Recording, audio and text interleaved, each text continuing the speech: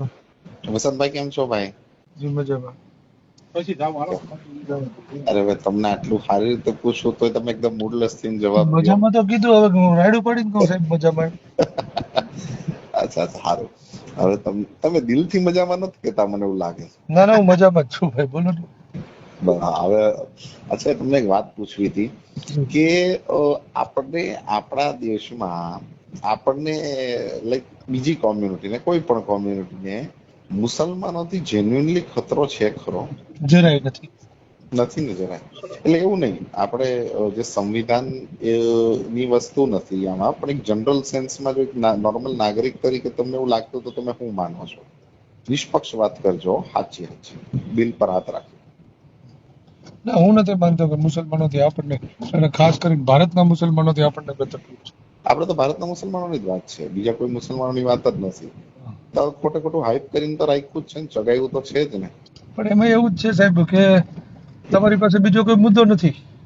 ઈ તમારે તો તમારી સત્તા ટકાવી રાખવા, હમ તમારી પાસે હિન્દુત્વ અને મુસલમાનોને ટાર્ગેટ કરવા સિવાય બીજો કોઈ મુદ્દો છે નહીં. તો પછી ત્યારે ચૂંટણી હા આવશે ત્યારે આતંકવાદીઓ આવશે, હમ એ પછી આતંકવાદીઓ બિચારા હોઈ જાય આરામથી.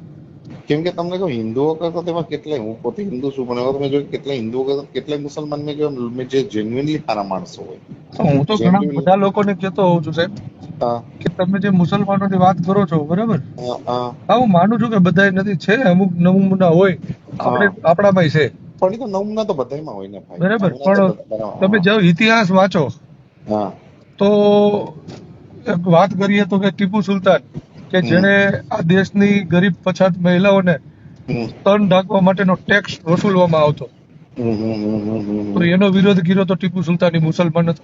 હમ શરૂઆત જે અંગ્રેજથી લડવાની કરી હોય તો હમ એ મુસલમાન જ કરી છે, હમ બરાબર. આ દેશની અંદર સારી સારી બિલ્ડિંગો, સારા સારા આજે તાજમહેલ, કુતુબ મિનાર કે જે કાંઈ બનાવ્યા છે એ બધા મુસલમાનોએ બનાવ્યા છે. હમ દિલ્હીના લાલ કિલ્લા ઉપર જઈને તમે શહીદોની લિસ્ટ જોવો તો હમ સૌથી જાજા મુસલમાનો મર્યા છે. શું વાત કરો છો? હા, હમ તો પછી તમને મુસલમાનોથી ખતરો ક્યાં? આ મુસલમાનોએ તો આ દેશ બચાવીને રાખ્યો, હમ હમ હમ અને પણ છતાંય તમે પછી તમને એવું લાગે છે કે હમ મુસલમાનો, આવું માનું છું, હોય છે અમુક અમુક બનાવો બને છે, એવું નથી કે હમ નથી બનતા, તો એનો મતલબ એવો તો નથી ને કે આખી કોમ ખરાબ છે. એ વસ્તુ તો ઈ તો યાર ઈ તો જો દરેક કોમ્યુનિટીમાં એવા હરામી ને હારા માણસો હોય, કોઈ પણ દુનિયાની, કોઈ પણ ભારતની વાત કરો, કોઈ પણ કોમ્યુનિટીની XYZ વાત કરો ને, બધા કે હિન્દુ એ હારા ન હોય, બધા મુસલમાન એ ખરાબ ન હોય, બધા મુસલમાન એ ખરાબ ન હોય, બધા હિન્દુ હારા ન હોય, બરોબર ને? પણ હવે એની અંદર તમને કહું ને કે આ લોકો બહુ યાર જો દયા હોવી જોઈએ માણસની અંદર, બહુ સીધી વસ્તુ છે. ઈ જ વાત છે. તમે હા કોઈ ધર્મ છે ને, એ હા તમને જાતિવાદ નથી શીખવાડતો, એ હા તમને કટ્ટરતા નથી શીખવાડતો. હું તો હું તમે નહીં હિન્દુ માનો, ધર્મની નહીં, હું તમે હરેક ધર્મની વાત કરું છું. તમે કોઈ વિચાર ધર્મ કરો, એવો નથી જે કટ્ટરતા શીખવાડતો હોય. તમે વિચાર કરો કે ભગવાન એવું કોઈ દિવસ કે ખરા કે આ વ્યક્તિને ની શ્લોક બોલે તો જીભ કાપી નાખવાની? હું નથી માનતો. નથી નથી, કોઈ નથી કહેતું. ભગવાન એકેય એવું કે ધર્મને, છે, એકેય ભગવાન એવું નથી કહેતો. કોઈ ભગવાન એવું નથી કેતો કે તમે આ ધર્મ ધર્મ હંમેશા તમને સાથે વ્યક્તિ રાખવાની વાત કરે છે. તો અમે હા હા હા સાચી વાત છે. આ મનુષ્ય ખાલી પોતાના ફાયદા હાટું છે ને ભાઈ, જુદા અરે જુદા હું તો એવું વસ્તુઓ કહું છું સાહેબ બનાવેલી છે. કે આ તમે જે વાત કરી હમણાં, બરાબર, કે ધર્મની હા વાત કરી, તો ધર્મ હંમેશા સાથે રાખવાની વાત કરે. તમે તો હમ મુસલમાનોનો વિરોધ કરવાનો તો એક બાજુ રહ્યો, તમે અંદરો અંદર જાતિવાદમાં જ નિવરા નથી થતા. ઇસ્લામ ધર્મ છે તો એની હા અંદર એ કઈ ઓછી બધા જાતિઓ એક નથી સાહેબ, આ બધા એક હરખા, પણ એમાં બધા બરાબર. એક, જેમાં રાજા ઈ ને ફકીર ઈ બે હરખા હોય હા, છે. અને એને હા ગમે ત્યારે પૂછો ત્યારે ઈ એમ કહે કે હમ ભાઈ તમે કોણ? તો કે અમે મુસલમાન. અને બરાબર. આપણે અહીંયા આપણને તો કોઈ પૂછશે ને એટલે મને પૂછશે તો વાત કે હું દલિત, હું હમ રાજપૂત, હું ફલાણો, હું કોઈ પૂછડો. હિન્દુ તો કઈ થતો જ નથી, પણ હવે તો પછી હિન્દુ હેનો ધર્મ? ના ના ના, હિન્દુ જો આમાં શું છે, તમારા સારા માણસો કોઈ પણ જ્ઞાતિમાં હોય, તમારા ભાઈબંધો કોઈ પણ જ્ઞાતિમાં હોય, કોઈ પણ હા. ધર્મમાં હોય શકે, બરોબર. આ હરામીઓ તમને કેવાય કેટલાય મળે, એ તો કોઈ પણ જ્ઞાતિના હોય શકે. જ્ઞાતિ કે ધર્મ અને ને ઈ તો આધારે એની તો હું તો ઈ જે આવા બધા નમૂનાઓ છે ને, એને હા તો હું કોઈ જ્ઞાતિમાં ગણતો જ નથી. હા એટલે ઈ જ ને. જો માણસાઈ તો હોવી જોઈએ ને, માણસો દયા હોવી સૌથી જોઈએ, મોટી માણસાઈ જાતિ છે ને ઈ માણસાઈ છે. માણસાઈ હોવી જોઈએ તમારી બરાબર. અંદર. તમારા માણસાઈ નથી ને તો તમારા કાંઈ નથી. તો પછી એટલે ઈ વસ્તુ તો તમારી અંદર હાલા હરામીઓ, આના નામે છે ને પ્રોબ્લેમ, ચરી ખાય છે. અને જે સીધા સાદા ને તો જે પ્રેમથી ને આનંદથી રહેવા વાળા લોકો છે ને ભાઈ, ઈ લોકો તમને કહું ને એના લીધે સફર બહુ કરે છે. તમે સમજો મારી વસ્તુ? હા. આમાં પ્રોબ્લેમ શું થાય છે, અમદાવાદ મેં તમને કહું જે લુખ્ખાગીરી વધી છે હમણાં, તો હવે તો પાસે શરો કે બંદૂક રાખવી પડે છે. તમે માનશો? પણ હવે ઈ કોણે શીખવાડ્યું આપણને? કઈ રીતે? અને છેલ્લા 5-7 વર્ષમાં તો એવી વધી છે. અને પોલીસ હા વાળી નમાલી, આ ચોખ્ખે ચોખ્ખી મોઢા ઉપર કહું છું. પણ હું એક બીજી વાત કરું છું પોલીસ ને, તો હા. આપણે ખોટું નહીં, ઓલું કરીએ સત્ય છીએ. છે. કેમ કે નમાલી એટલે તમને કહું, એ કઈ કરી જ નથી પણ શકતી. એનાથી કઈ થાય એમ જ નથી. હવે એમ કે તમને એ હું વાત કહું સાહેબ સાચી છે. કે એમ તમારી કે ઉપર જે સિચ્યુએશન. બેઠા છે, હા. બરાબર, હમ. હું આજ સવારમાં જ વાંચતો હતો ફેસબુકમાં, મને એક પોસ્ટ આવી, હમ. હું આજ સવારમાં જ વાંચતો હતો, એ મેં હમ. પોસ્ટ ફોટો હમ. સેવ પણ કર્યો.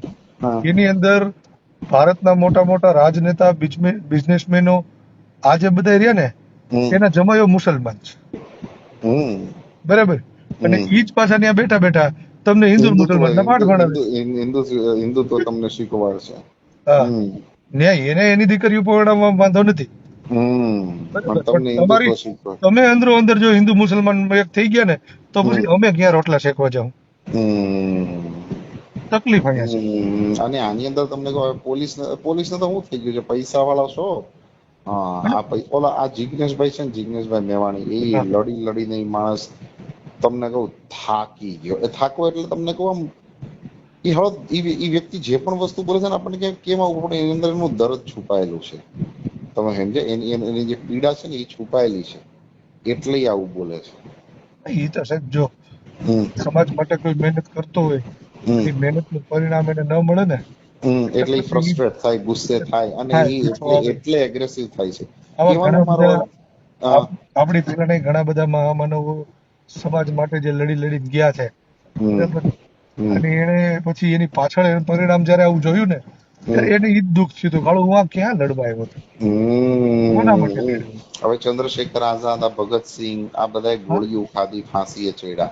આ નીચ માણસો માટે મને એ થાય છે. આ લોકોના હાથમાં સત્તા દઈને કે મને એમ કહે, ગાંધીજીએ કઈ રીતે હું વિચાર, તમે હારા એટલે આ બધા પાછળ બધા હારા જ થાય, એ વસ્તુ સાચી હતી. નથી નથી ભગતસિંહે કીધું તું સાહેબ હા. કે આ દેશને આપણે અંગ્રેજોની ગુલામીમાંથી છોડાવી અને હા. અમુક પૂંજીપતિઓના હાથમાં દઈ અને હા. ફરીથી આપણે ગુલામ નથી બનાવવાની, તમે એ જ કર્યો. બરાબર. તો તમે આ એ જ કર્યો.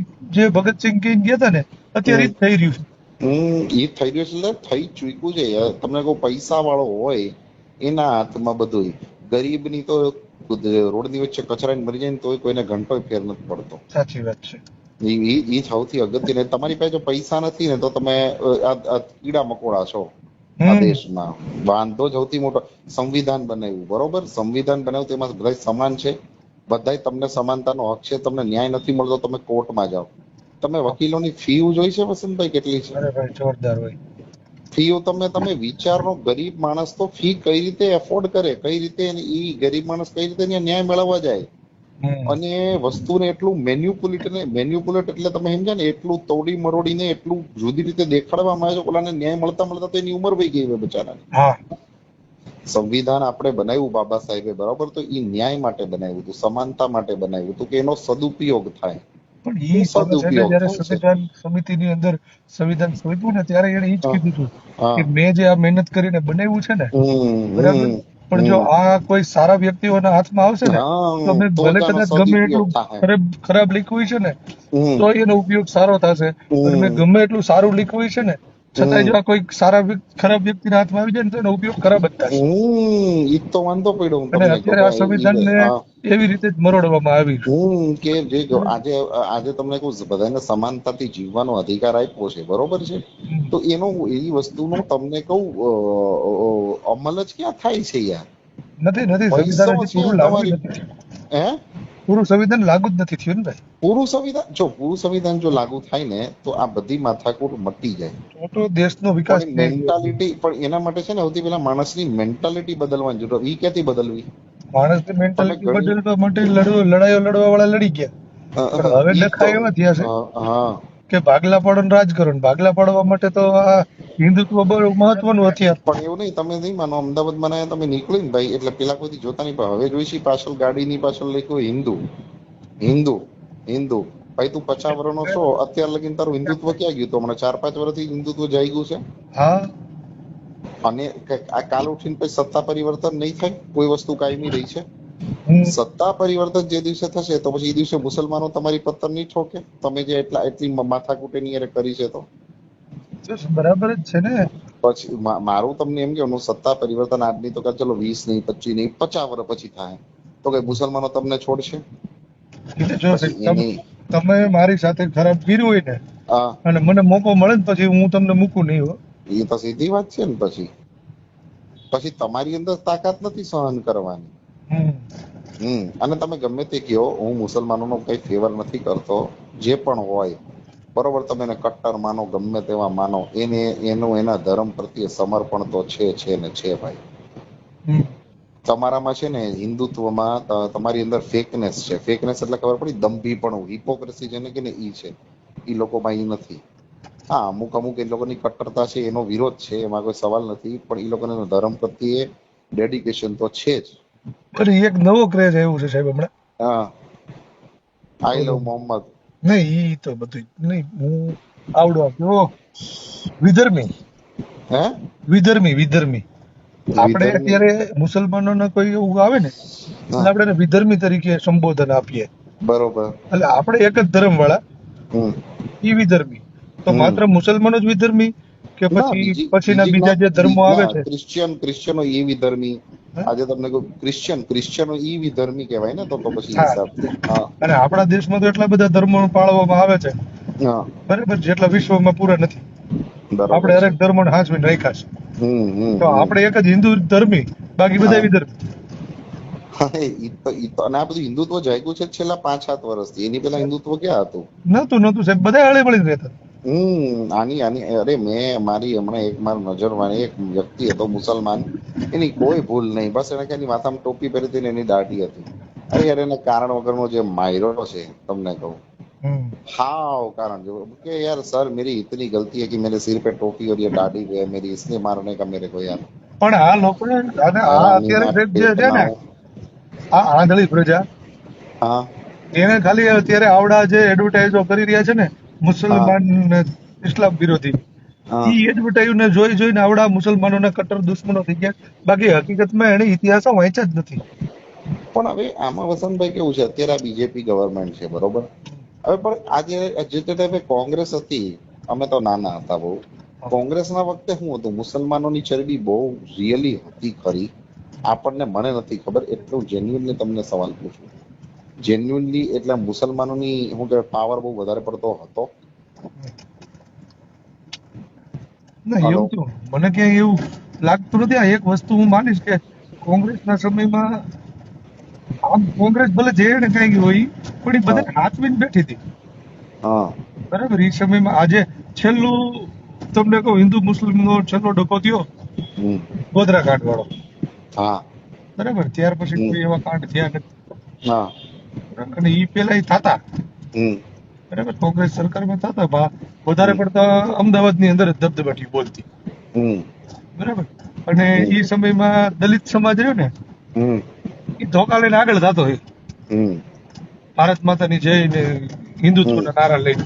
હવે એની ખબર પડી ગઈ કે હાલો મુસલમાનો તો આપણા દુશ્મન છે જ નહીં, બરાબર. એટલે દલિતો મુસલમાનો ભેગા રહેવા. દલિતોમાં પાછું એવું છે કે તમને કહું, જે વાલ્મીકી સમાજ છે એને આ વણકર સમાજ નહીં આવકારતો નથી.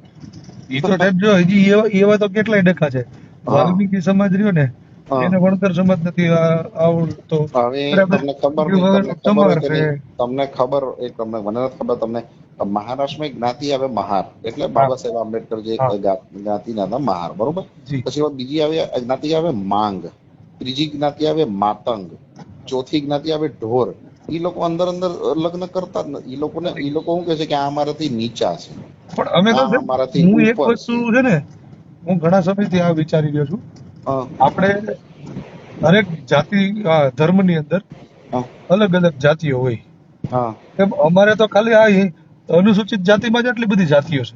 જો બ્રાહ્મણ અમારા, બારોટે અમારા, બાવાજી અમારા, અમારા આખો આખો વર્ગ એક જણે અમારો એક ધર્મ જ અલગ હતો. ઈ પાછા બીજાને પોતાને બીજા કરતા ઊંચા માનતા છે ને હા. પછી બાજુ પાછા. નહીં એટલે અમારામાં તો આખો વર્ગ જ અલગ છે, અલગ અલગ હા. જાતિઓનો. એટલે અમે તો એવું જ વિચારીએ છીએ કે અમે ક્યાંક ને ક્યાંક એક એવો ધર્મ હતો કે જેમાંથી જુદા પડેલા છે, તો જ અમારામાં આટલી જાતિ હોય. એ જો તમને કહું છું, પણ તમારો બ્રાહ્મણ પાછો બીજાને પોતાનાથી ઊંચા માનતો હોય છે, નહીં, નીચા અમારો માનતો હોય છે બ્રાહ્મણ ને. પાછો બધેમાં, અમારે બ્રાહ્મણ રહે ને નીચે અમારો વણકરમાં બધેમાં જાય. જાય ખરો, બધે પણ એને ક્યાંક ને ક્યાંક એવું મગજમાં બેક ઓફ ધ માઇન્ડ હોય જ કે હું બધાથી ઉપર છું એમ. એટલે ઈ આમ ઈ જે કર્મ કાંડો કરતા હોય ને ઓલું કરતા હોય હા, ઈ એટલે બાબતે આ એને ઓલું લાગે. બાકી તો આમ કેમ કે એને લેવો તો અનામતનો જ લાભ. ક્યાં આજ સુધી મેં એવું જોયું નથી કે કોઈ વણકર સમાજનો છોકરાએ કોઈ વાલ્મીકી સમાજની છોકરીએ લગ્ન કર્યા હોય. મારા ધ્યાનમાં નથી, આ વસ્તુ સત્ય છે. એટલે હું કોઈ વસ્તુની કમી નથી કહેતો, પણ આમાં શું છે, અંદર અંદર એટલા ઓલા છે ને કે આ જો આમાં શું છે, આ મનુષ્ય છે ને બહુ સ્વાર્થી પ્રાણી છે. પોતાનું જ જોવે, પોતાનું જ સૌથી પેલા જોવે, મારું શું. સ્વાર્થી જે બિનસ્વાર્થી લોકો હતા એ લોકો વયા ગયા, હવે દુનિયામાં છે જ નહીં. હવે બધા તદ્દન, મારી છોકરી છે ને એ સ્વાર્થી છે, હું ચોખ્ખે ચોખ્ખું કહું તો. મોટું ખોટું નહીં, મોટે મોટ કહું છું. પણ હવે શું થઈ ગયું, પેલા જે લોકો હતા જે દેશ માટે જીવ દઈ દીધો, દેશ માટે આખી પોતાની જીવન, એ હવે છે જ નહીં. હવે નૈરો સ્વાર્થ છે, બીજું કાંઈ નથી. હગો ભાઈ છે ને, હગો ભાઈ એ તમારો નથી. હગી બેને એકવાર લગ્ન થઈ ગઈ ને પછી એના ઘરવાળાનું સાંભળે, તમારો નો સાંભળે.